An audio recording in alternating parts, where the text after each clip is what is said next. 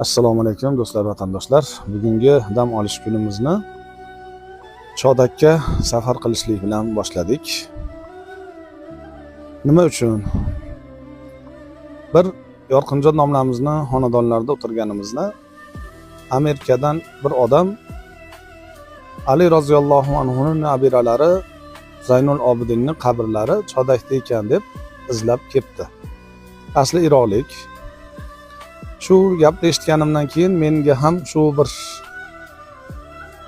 borib ziyorat qilishlik maqsadi bo'lib qoldi. Keyin shunga bugun harakat qilib boshladik va nihoyat Chodakka borib Zaynul Obidin rahmatullohi alayni avlodlarini topib xonadonlarida mehmon bo'ldik. Ajoyib bir qariya zot, 90 yoshdalar.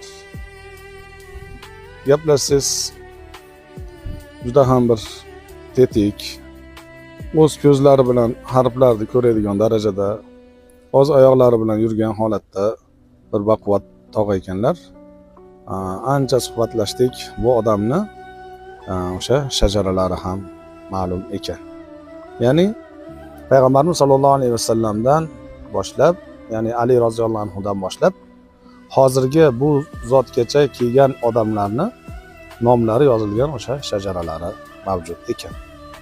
Bu odam juda ko'p ibratli narsalarni, ajoyib narsalarni aytib berdilar. Ko'p narsa bilar ekanlar. Ko'p xizmatda bo'lgan odam ekanlar. Hushyorliklari shu bir marta telefonda Abdulvohid nomla kelyapti deb aytishgan ekan.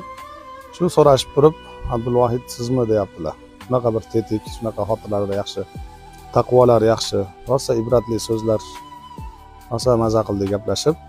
Endi unda xohlasa bu Chodakdan 40 kilometr nariyoqda Zaynul Obidinning qabrlari bor ekan. Ya'ni Ali roziyallohu anhuning nabiralari bo'ladi.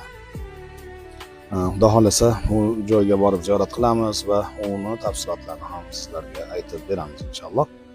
Bugungi suhbatimiz, safarimiz juda maroqli bo'ldi. Juda ko'p narsalarni eshitdik.